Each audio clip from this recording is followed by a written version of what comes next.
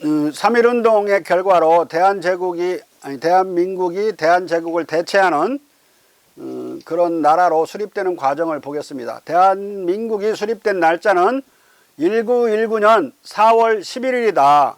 회의는 4월 11일 오후 6시부터 대충 시작해서 갖다 뭘 먹으면서 계속 한 것 같아요. 그래서 다음날 4시까지 대한민국 국호와 대한민국 헌장, 그때는 헌법을 헌장이라고 불렀는데요. 그게 합의가 안 돼서 많은 논의가 있었어요. 논의가 있어서 4시까지 회의가 진행됐고 결국은 표결에 의해서 대한민국으로 국호가 확정이 됩니다. 그리고 헌장도 그때 확정이 되게 되는데 우리가 경과 또는 그 내막을 보면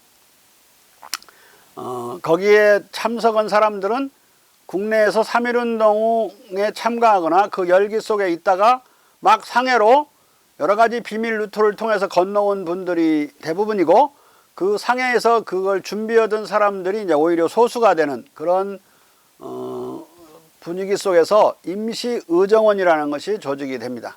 그 임시의정원이 약 30명 안팎의 그런 사람들로 구성이 됐어요.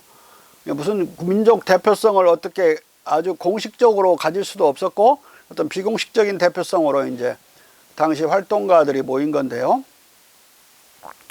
당시 서울에서는 세 개의 정부가 출범을 한다고 이제 선포가 됐어요.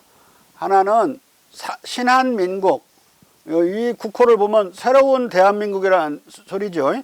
대한민국이라는 국호는 대한제국기에도 썼다고 그랬어요. 그걸 받아서 새로운 대한민국이다, 신한민국이라고 하는 가상적 국가가 선포가 됐고 또 조선민국 임시정부라는 게 선포가 됐어요. 이건 대부분 동학교도들이 모여서 한 것 같아요. 근데 거기에도 조선민국이라고 민국이 들어있죠. 또 세 번째 가장 늦게 생긴 게 한성임시정부라는 겁니다. 여기는 아무 우리나라의 어떤 전통적인 의미를 갖지 않는 이름이 나와 있는데요. 여기는 이제 신한민국은 총리제를 택했고 대통령이나 이런 말을 안 했어요. 그러니까 순종황제가 살아계시니까 그 국가 원수자를 비워놓은 거예요. 그렇게 총리만 언급했다. 조선민국 임시정부는 정통령, 부통령으로 나눠갖고 정도령, 부도령으로 나눠서 잘못 말했습니다.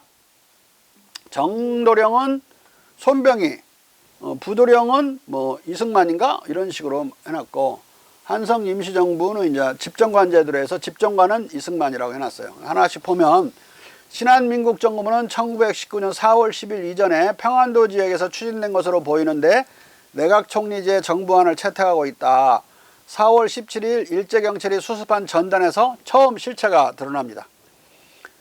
신한민국 정부 선언서는 집정관을 이동희, 국무총리를 이승만, 재무부장을 이시영, 노동부장을 안창호로 했다. 근데 집정관이 국가 원수라는 말이 없어요. 그러니까 비워놓은 거죠, 사실. 상해 임정은 신한민국 정부의 약법 7개조를 바탕으로 헌장을 제정했고 국호도 이것을 참정한 것으로 보인다. 왜?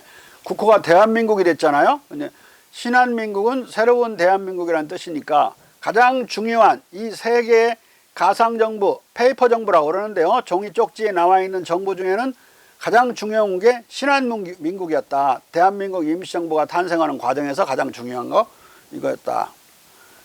그리고 헌법도 이제 헌장이라고 불린 헌법도 약법 7개조를 많이 바탕으로 해요. 조선민국 임시정부는 4월 9일 조선민국 임시정부 포고물 전단으로만 존재하는데 이 전단에는 33개조요 조선민국 임시정부 창립장정이 기입되어 있습니다. 조선민국 임정은 천도교도 박익은, 허익환, 권희목, 이임수 등이 주동했고 정도령, 손병희, 이승만을 부도령 겸 내각 총무경, 노백리는 군무경으로 내세우고 있습니다. 노백리는 대한제국 육군무관학교 교장선생이에요. 근데 이게 임시정부에 또 군무부장을 하기도 합니다. 우리 국무부장은 오늘날은 국방부 장관. 노백리는 임시정부의 지령에 따라 미국에서 대한민국 임시정부 소속 비행단을 창설합니다. 비행단, 예, 공군이죠. 뭘 하려고 그랬느냐? 동경에다가 폭격하려고 이제 비행기를 아니 가서 하기는 어렵고 비행기로 가는 수밖에 없잖아요. 근데 그 비행단을 창설하는 돈을 한 사람이 다 돼요. 우리 한국인 한 사람이. 그 사람은 캘리포니아에서 한국농법으로 농사를 지어가지고 억만장자가 돼요. 그 한 사람은 돈 뒷돈으로 그 비행단을 한국 공군이 최초로 창설이 된다. 소년들이었어요. 소년병들, 소년 그 비행사들. 한성정부는 4월 23일, 4월 11일 날 대한민국 임시정부가 만들어졌잖아요. 근데 그보다도 늦게 12일 뒤늦게 23명의 13도 대표들의 국민회의를 개최해 탄생했는데 상해 임정 시 논의가 됐어요. 왜냐면 있지도 않으니까. 9월 임정을 확대하면서 임정이 흡수됐다. 왜냐하면 이들이 나중에 만들어지고 상당히 굵직굵직한 대한민국 그 인물들이 거기에 많이 포함되어 있어서 처음에 4월 11일 날 출범한 임시정부로서는 인원의 폭이 너무 좁았어요. 그래서 그들을 같이 확대하면서 흡수를 하게 돼요. 한성 정부는 대의민주제를 헌정으로 삼고 집정관제 정부안을 제시하고 이승만을 집정관 총재, 국무총리 총재를 이동희로, 내무장관을 이동영, 국무총장을 노백린으로 세웠습니다. 그러니까 좀 인물들은 뭐 비슷비슷하게 막 겹쳐 있죠.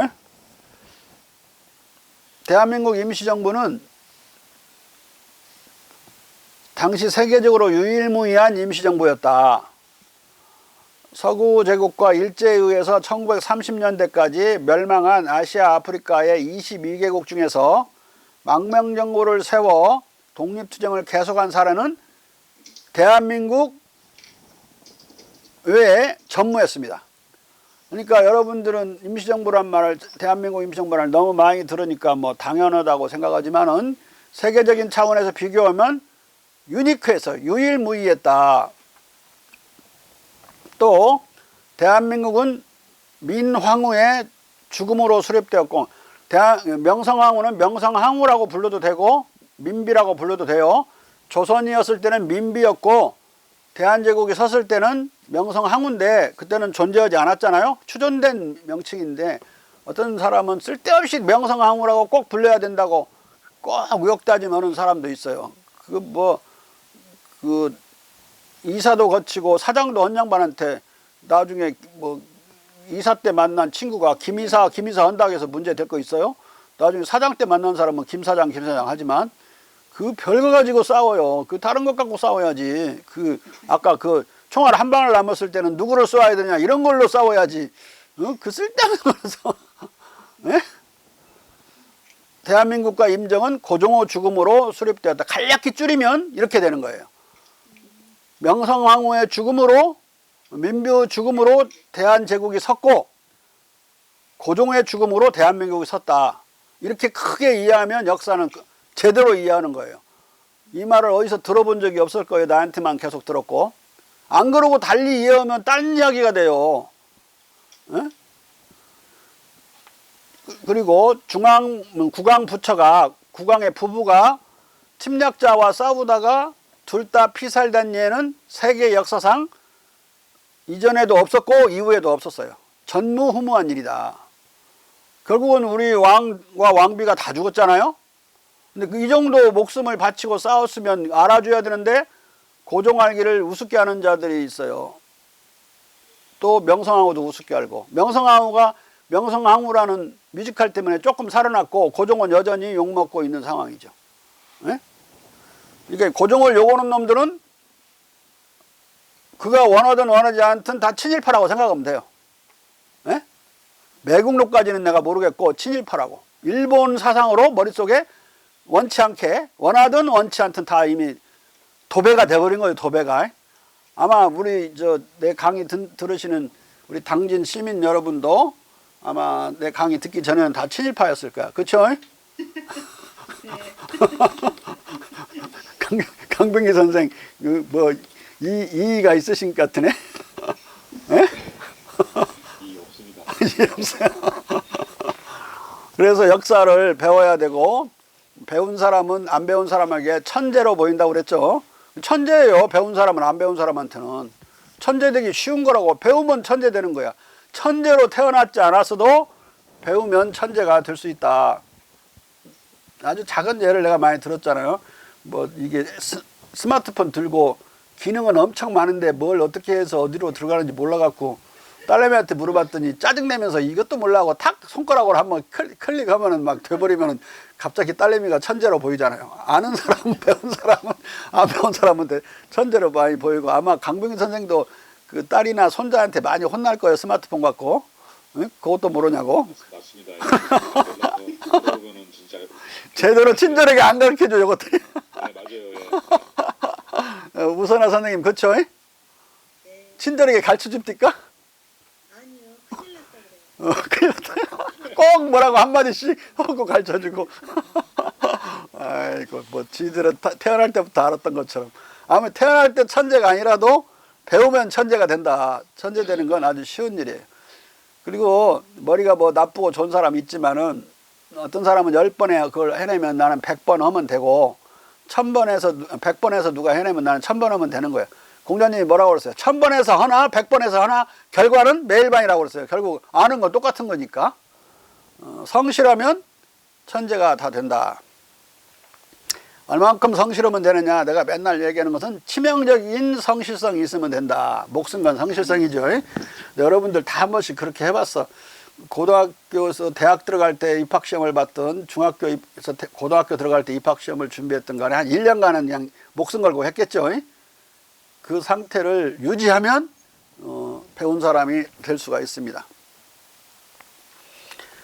대한민국 임시현장, 그러니까 4월 11일 날 창건된 대한민국 임시정부의 임시현장 8조와 또 나중에 그 한성정부가 추가가 되어가지고 확대된 대한민국 임시정부의 임시헌법 9월 11일 날 제정됐는데, 그 7조에는 이 비명행한 고종과 민비의 줄기찬 항일투쟁의 뜻을 기리는 취지에서 구황실 우대조항을 명문화하고 대한제국의 정통성을 공식적으로 계승했다. 이게 대단히 중요한 게, 우리 헌법 전문의 첫 줄에 뭐라고 되어 있어요? 우리 대한국민은 3.1운동으로 수립된 대한민국 임시정부의 법통을 계승하고, 이렇게 되어 있어요. 네? 법통을 계승하고 이렇게 되어 있는데,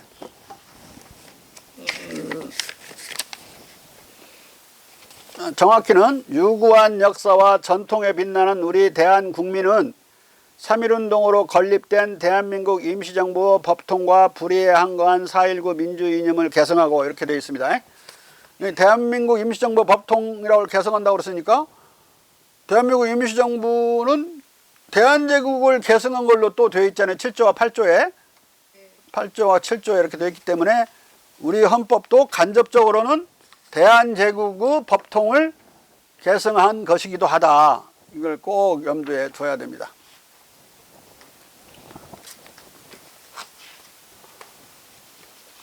자, 뒤에 29페이지로 넘어가면 전문에 그 나와 있는 걸 이제 승계했으니까 대한제국의 정통성을 대한민국도 8.15 이후에 대한민국도 공식 계승한 것이다. 이런 말을 제가 써놨죠. 그런데 대한민국 임시정부가 이제 건립이 되고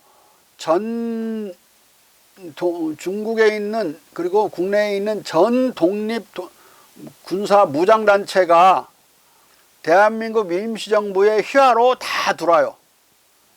그때는 좌우익이 갈라지지 않은 때라 약간 빨갱이 생각을 가지고 있는 사람도 임시정부의 3.1운동 후 열기 때문에 임시정부의 권위를 다 인정해서 뭐라고 이름을 붙였던, 그 무장단체 이름을 붙였던 간에 모조리 대한민국 임시정부의 휘하로 들어오게 돼요. 권고에 의해서든 자발적으로든 다 휘하에 들어오게 된다. 그러니까 그게 임시정부가 만들어지고 나서 가장 권위가 높았을 때 이야기인데, 그런데 곧 이제 조금 있다가 1919년 12월 또는 1920년 1920년 1, 2월에 들어서게 되면 좌우 갈등이 엄청나게 심해져요. 심해지고 갈수록 심해져서 23년 이 정도 4년까지 가면 아주 극에 달하게 된다. 이유는 뭐였을까요? 왜 갑자기 좌우 갈등이 임시정부 내에서 극단적으로 심해질까?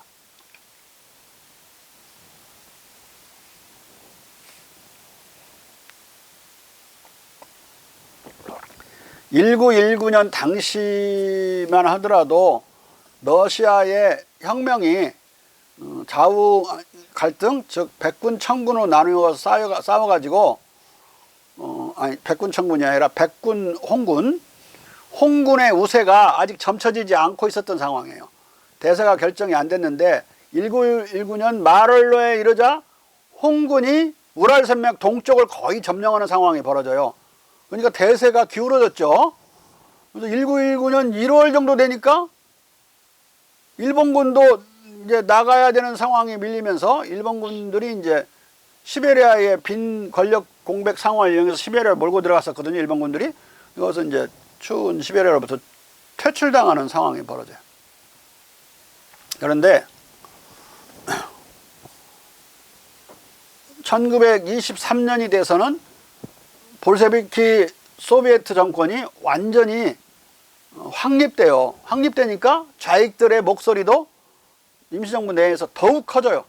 커지면서 레닌이 22년경인가 금괴를, 어마어마한 양의 금괴를 대한민국 임시정부를 지원하기 위해서 보내요.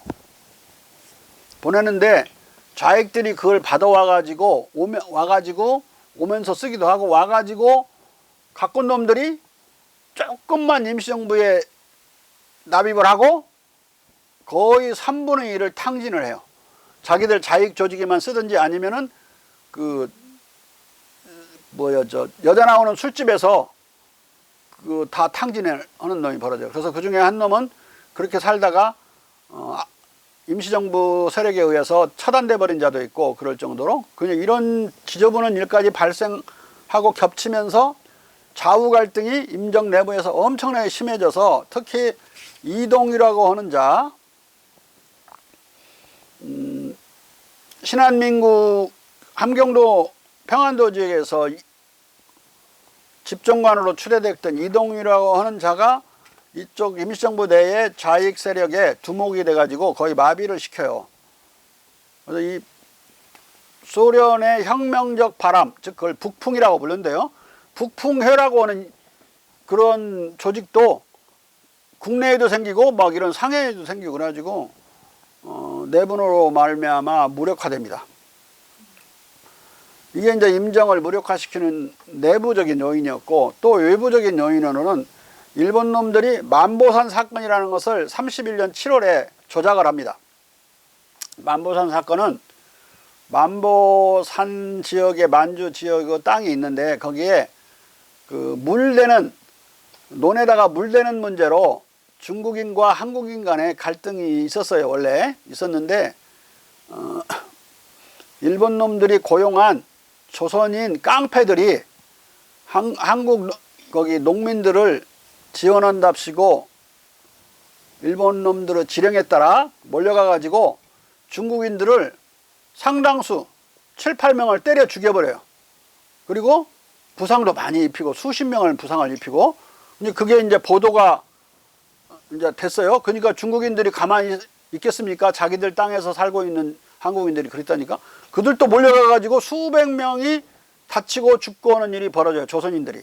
그것을 일본 놈들이 국내에다가 그때부터 신문을 크게 내요. 그러니까 한국에 있는 한국인들이 가만히 있겠어요? 한국에 많이 청나라 사람들이 들어와서 짜장면 팔고 막 그러던 판인데 몰려가 가지고 중국인들을 한국 내에서 수천 명을 사상자를 내요. 그래서 막 한일 간에 일본 놈들은 이제 막 그 옆에서 부추기고 조장하고 조선편 드는 것처럼 하면서 한국편 엄청난 사람들이 다쳐요. 그러니까 한일 간의 여론이 악화될 대로 악화되고 적대 감정이 증폭돼 가지고 상해까지도 다 이게 그런 감정으로 미만해서 상해 임시정부가 서 있는 땅이 상해인데 서 있을 수가 없을 정도가 돼요. 거기에 안전이 보장되지 않을 정도로. 그래서 임정이 중국 내에 소재하는 것조차도 괴로워지는 상황이 오게 됩니다. 이걸 만보산 사건이라고 해요. 일본 놈들이 조작해서. 그러니까 이게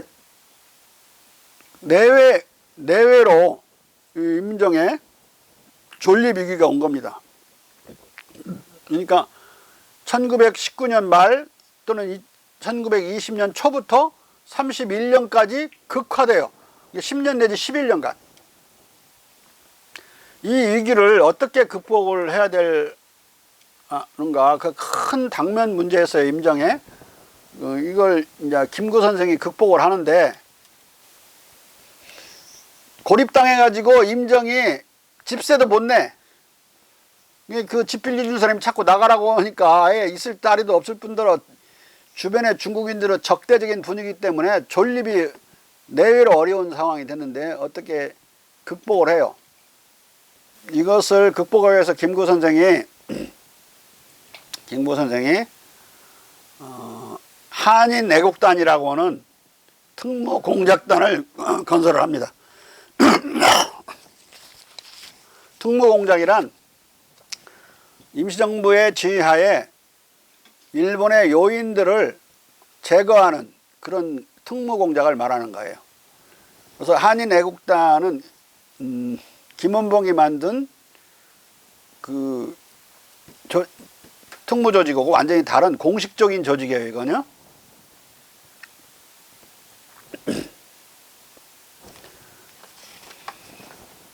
(1931년 11월에) 안공근, 김석, 이수봉, 이유필 등 애국 청년 80여 명으로 이제 80여 명은 서로 알지 못하고 김구만 1대1로 이렇게 아는 그런 비밀 조직으로 한일 애국단을 결성을 합니다. 실제로 이 조직에 들어서 활동을 하는 사람들 중에는 특무공작을 나가기 직전에 가입해서 나가는 경우가 많았습니다. 여기서 이제 이전에 유상근이나 유진만, 이덕주, 봉창, 윤봉길, 최흥식 등이 이제 단으로 가입을 했는데 직전에 가입해요. 이 중에 이제 세 사람, 앞에 세 사람은 이봉창 전까지 이 세 사람은 특무공작을 나갔는데 다 실패해요. 붙잡혀서 결국은 고생만 엄청 하게 되는데요. 근데 윤봉길은 이제 이봉창은 일본에서 여러 가지 뭐 서점에도 근무하고 어디 장사도 하고 기타 많은 직업을 오가면서 돈을 꽤나 벌고 그런 사람이에요. 돈이 이제 좀 있어가지고. 그런데 어느 날 거기 한국인 할머니가 일본에서 엄청나게 두들겨 맞으면서 모욕을 당하는 걸 보고 자기가 나서서 그걸 돕지를 못해요. 그런 일을 겪고 깨달은 바가 있어갖고 호련히 상해로 왔어요. 근데 이 사람은 일본말을 엄청 잘해서 일본인처럼 거기 동경에서 살았기 때문에 나서지 못했던 거예요. 근데 일본 노래도 일본 사람보다 엄청 더 잘했고 그랬는데 이 이봉창 의사가 와가지고 다 이제 허물어져 가는 임정에 찾아와서 임정에 밥도 못 먹고 있는데 막 국수 사갖고 와서 삶아 먹이고 막 그러면서 지내요. 그러니까 이 김구호 선생이 원래 봤을 때는 저 자식 일본 첩자 아닌가 이렇게 대단히 의심의 눈초리로 보고 있었죠. 근데 일본 사람도 와서 금방 거기 막 사겨가지고 일본 경찰, 일본 뭐 영사, 일본 영사 부인, 경찰 간부 부인 막 엄청나게 잘 사귀고 돌아다니는 거예요. 응? 노래도 막 잘 불러 제끼고 막 그래가지고. 일본 놈들도 친하고 임정 사람하고 친한데 이놈이 어느 날 이제 김구 선생이 써놓은 걸 보면 백범일지에 어느 날 그러더라는 거예요. 왜 당신들은 독립운동 한다면서 일본 천황을 죽이지 않느냐. 내가 한번 일본 천황이 지나가는데 딱 엎드려서 다들 엎드렸는데 보니까 자기 한 발 앞에 지나가더라. 거기서 폭탄 던져버리면 천황 죽일 수 있는데 왜 그런 건 안 하느냐. 참 희한한 소리를 한다 그래가지고 불러다가 물어봤어요. 무슨 소리를 하느냐 그랬더니 자기가 30몇 살까지 살았는데 온갖 단맛 쓴맛 다 봐서 이 세상에 더 경험하고 싶은 것도 없는데 자기한테 폭탄만 마련해주면 일본 천황을 죽여버리겠다라고 이제 굳은 의지를 보여요. 그래서 그 사람 말을 듣고 중국군, 우리 한국 사람이 대령인 사람이 있었는데 중국군 소속인데 그 사람이 병기창에 근무했는데 그 사람한테 부탁해서 폭탄을 마련을 해요. 폭탄을 마련을 해서 일본으로 이제 가게 이제 약속을 했는데 떠나는데 상해에서 일본을 향해서 폭탄을 가슴에 품고 떠나요. 떠나는데 상해 그 부둣가에 일본 경찰관 부인, 영사 부인이 쫙 나와서 지 천황 죽이러 가는지도 모르고 막 이렇게 이별을 하는 그런 인사를 해요. 그러니까 그걸 모른 척하면서 따라하는 이봉창의 그 모습을 생각해 보세요. 완전히 그 영웅 탄생이지. 예? 그래서 가서 폭탄을 실제로 던졌어요. 던졌는데 그 사이카, 그 호위원은 부관의 사이카에 떨어져서 터졌어요. 그래서 그놈만 크게 다치고 천황은 무사했어요. 그 수레가, 자동차가.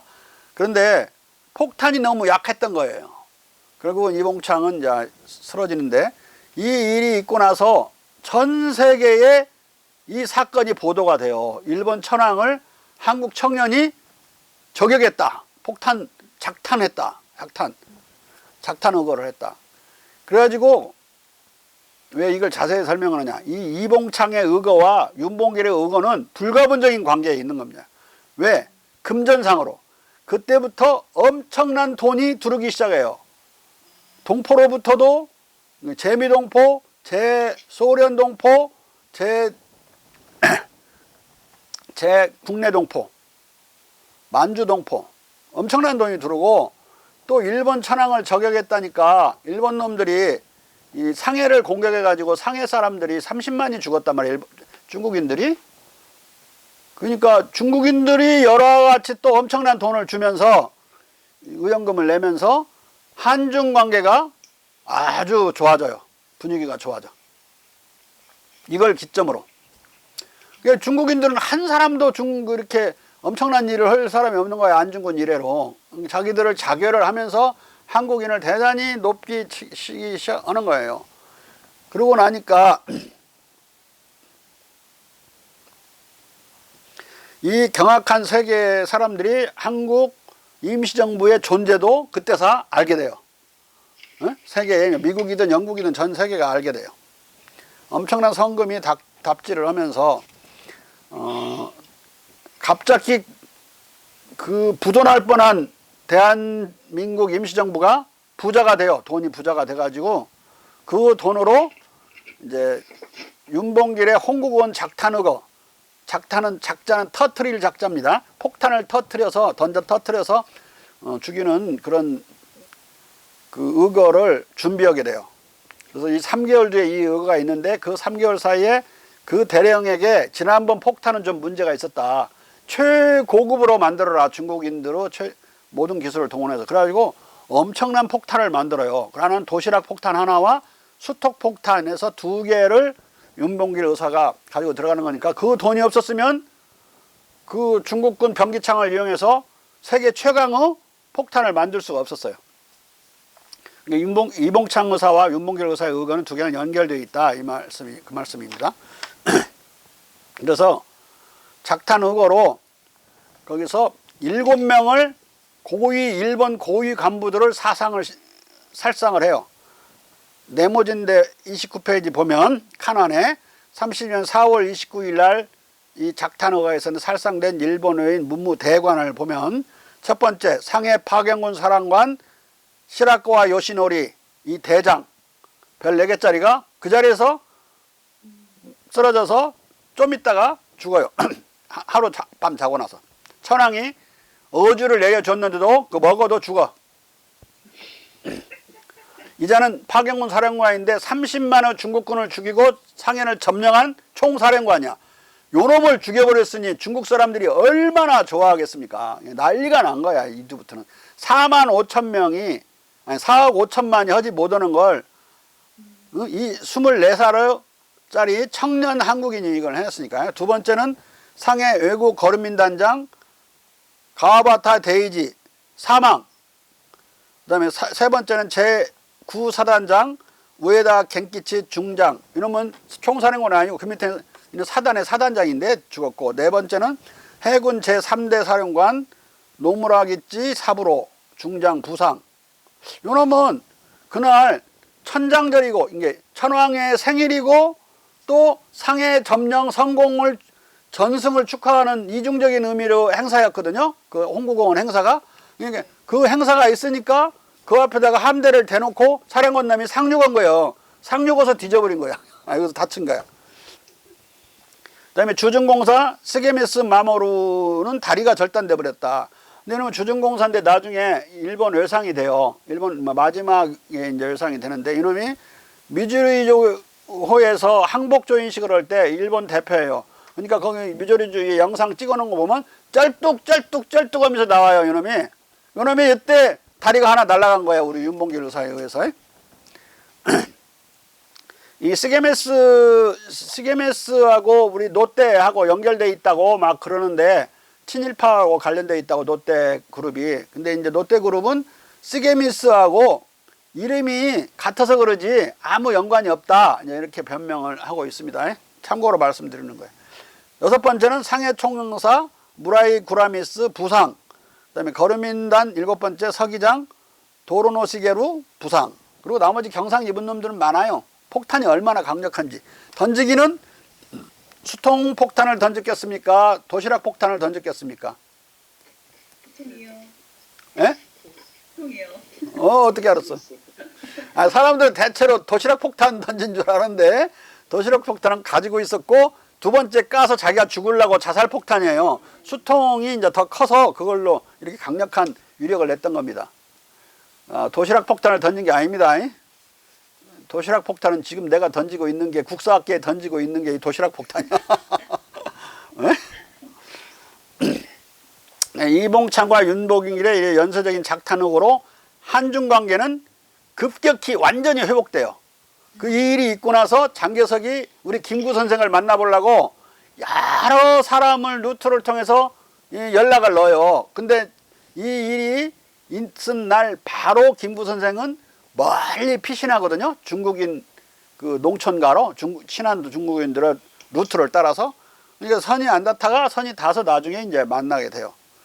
그래서 이제 윤봉길의 이 작탄흑으로 대한민국 임정의 국제적인 위상이 급상승하고, 또 김구의 인물도 국제적으로 널리 알려지게 돼요.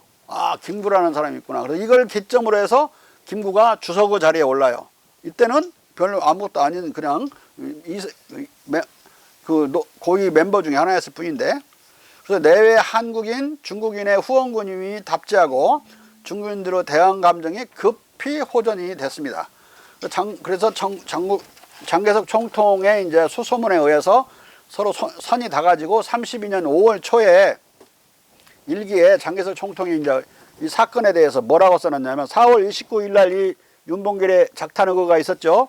근데 5월 초에 일주일짜리에다가, 그때 매일 바쁘니까 일기를 못 쓰고 일주일 한꺼번에 막 써놨더라고요. 보니까 이것도 출판돼 있어요. 장개석 총통 일지가.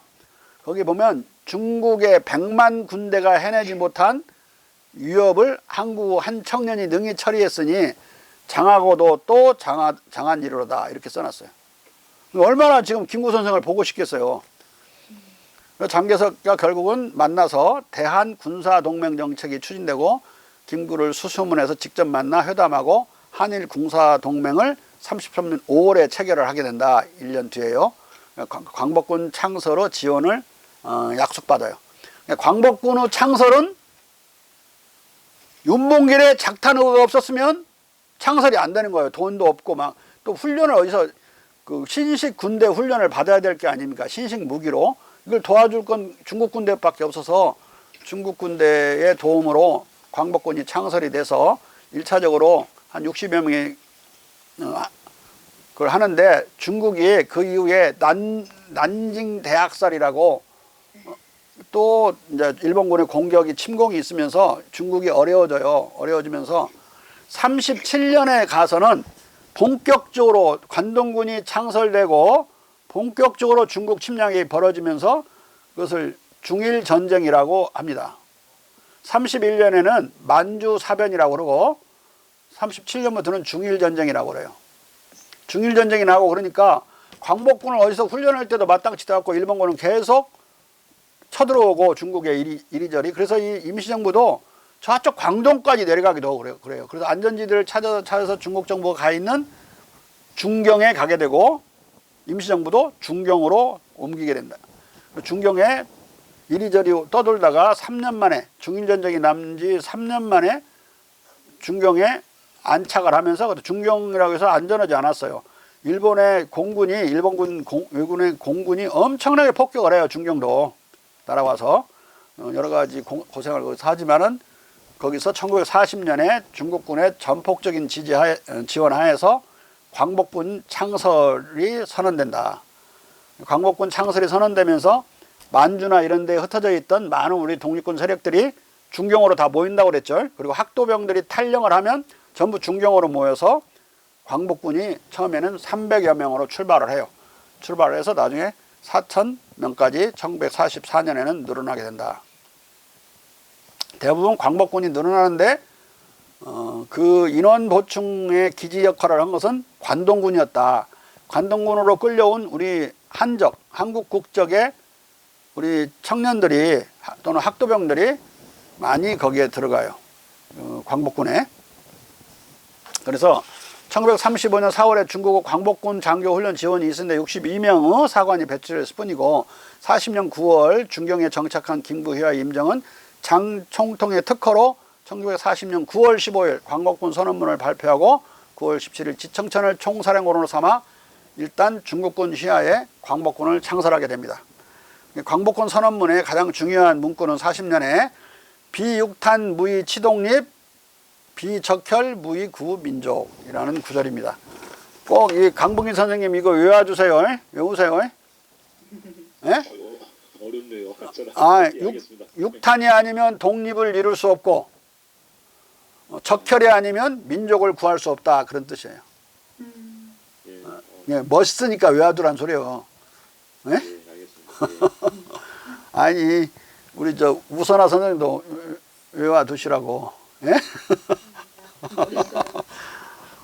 그래서 이 육탄과 적혈로 싸워서 이제 카이로 선언을 쟁취하게 돼요. 일단 김원봉의 이제 조선의용대는 김원봉이 만든 특무공작대는 의열단이라고 하는데, 의열단은 사람들이 영화를 통해서 많이 기억하는데 김구 선생이 만들어서 실제로 우리 독립을 가져오게 만드는 이봉창, 윤봉길 의거를 한 한인애국단은 몰라요. 이름도 여러분들이 기억해야 돼.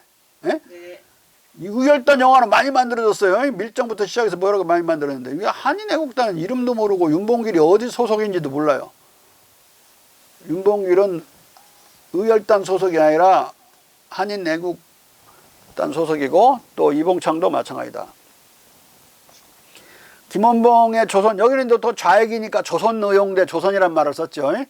조선의용대의 화북지대는 1940년 7월 김두봉의 조선독립동맹으로 이탈해서 조선의용군으로 개칭하고 팔로군에 편성됐다.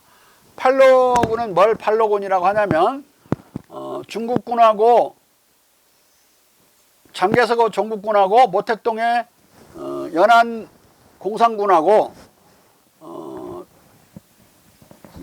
동맹을 하죠. 일본군을 몰아내기 위한 좌우 통일전선을 구성합니다. 좌익의 요청에 의해서, 공산당의 요청에 의해서. 그래서 만들어진 게 1로군, 2로군, 3로군, 7로군까지는 장개석 군대, 8번째 군대인 8로군은 연안 공산당 군대. 이게 8로군이니까 공산당 군대로 들어가 버린 거예요. 근데 이게 이제 얼마나 골치 아픈 사건이 되냐면, 이게 조선의용대에는 1지대, 2지대가 있었는데 2지대는 화북지대라고 불려서 화북지방에 있었어요. 그건 뭐냐면 북경의 북경에 있는 게 아니라 북경 북쪽을 화북지대라고 그러는데 그 화북지대에 소재해 있고 1지대는 광동성 근처 남쪽에 있었어요. 약 300명 정도씩 각각 됐는데 합쳐서 600명 정도 되는데 네, 왜요? 네. 누구요 지금 범인이? 그 화북지대가 제2지구 또는 2지대인데 이들이 이탈을 하니까 중국군이 의심을 하게 돼요. 사상적으로 이 독립군이 아니 광복군이 좀 이상하네. 근데 이 김원봉은 이걸 화북지대를 따라서 공산당으로 들어가도 될 만큼 그런 좌경적이고 좌익적인 사람인데 안 갔어요. 못 갔어. 이유는 따져보면은 이제 이런 게 있는데 이유는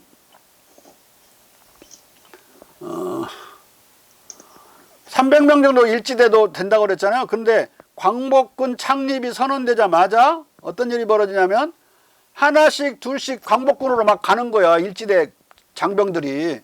나중에는 80명도 안 남아요. 70 몇 명 남아.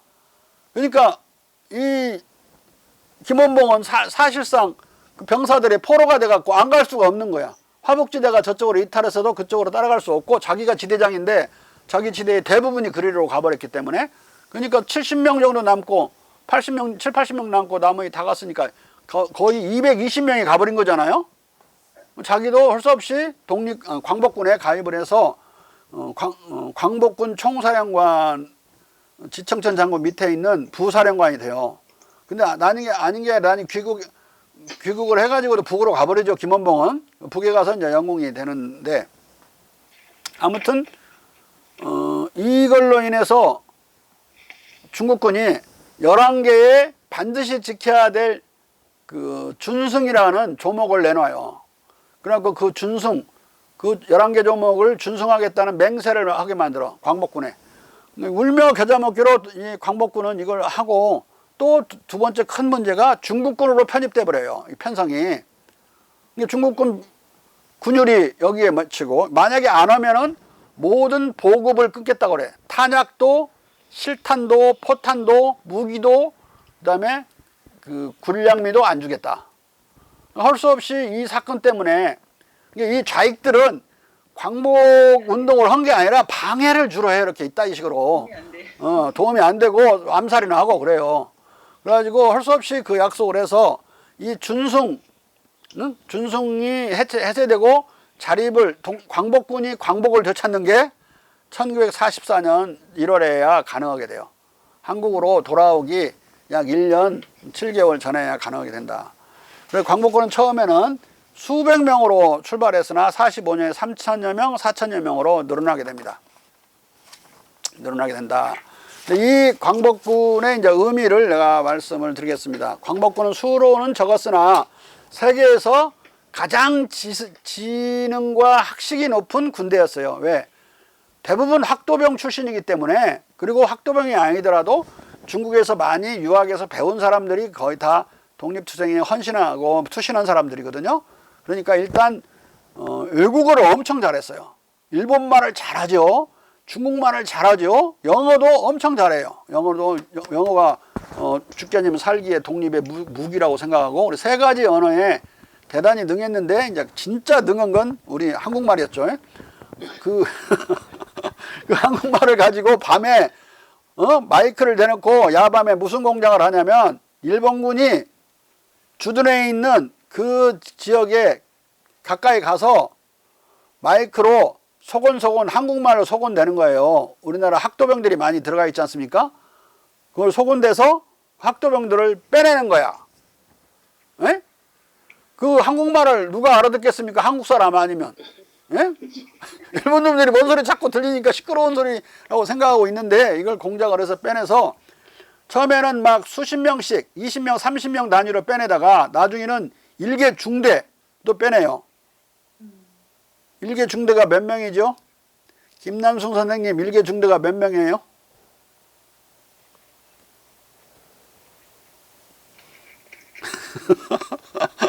군대 갔다 오신 분한테 강병희 선생 몇 명인지 아세요?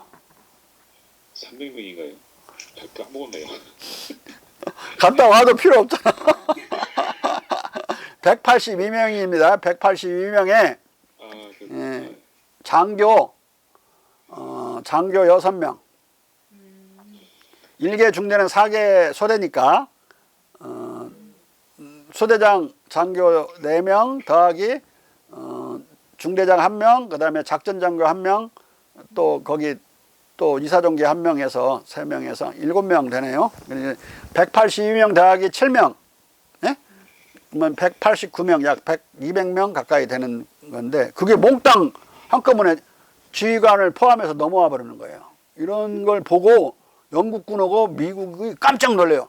아니, 싸우지도 않고 군대를 무력화시켜가지고 빼내면 이건 뭐 열심히 전투에서 싸우는 군대보다 훨씬 뛰어난 거잖아요. 그때부터 영미가 이 광복군에 관심을 갖기 시작해요.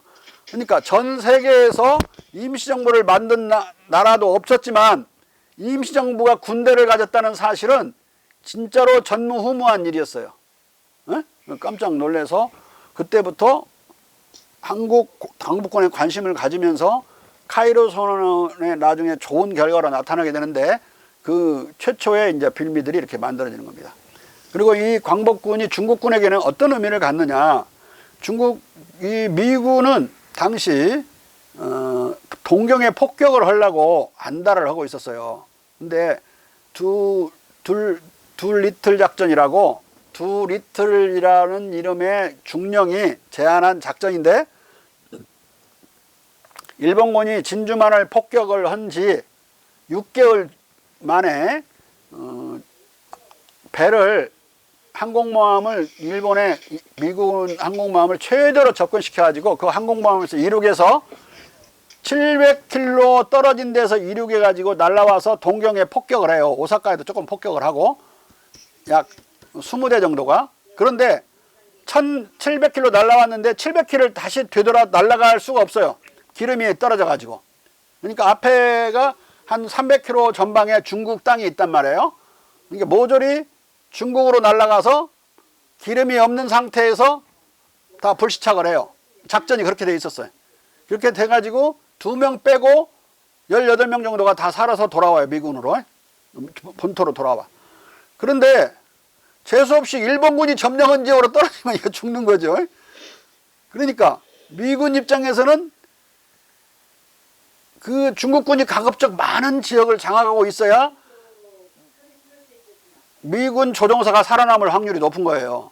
근데 한 번 하고 그걸로 이제 어떤 기세를 회복하고 나서 하지는 않고 있는데 언젠가는 동경을 폭격을 해야 된단 말이에요. 그러려면은 그런 작전도 가능하지만은 중국에서 발진해 가지고 폭격을 하고 돌아오는 거, 가까우니까.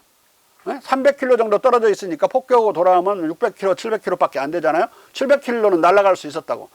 그러니까 미군이 이륙할 수 있는 중국군 비행장이 안전하게 있어야 되기 때문에 가급적이면 많은 지역을 중국군이 장악하고 있어야 되는 건 또 같은 이치예요. 그러려면은 관동군의 힘이 계속 부식당하고 약화돼야 되죠.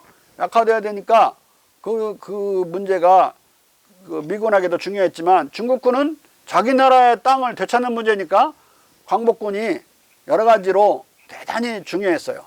중요했고, 그런 일이 알려지고 나서부터 영국군도 버마에서 처음으로 버마가 영국의 식민지였죠. 영국군이 일본군을 만나요. 그 교전을 하는데 여러분들이 포로가 많이 발생했거든요.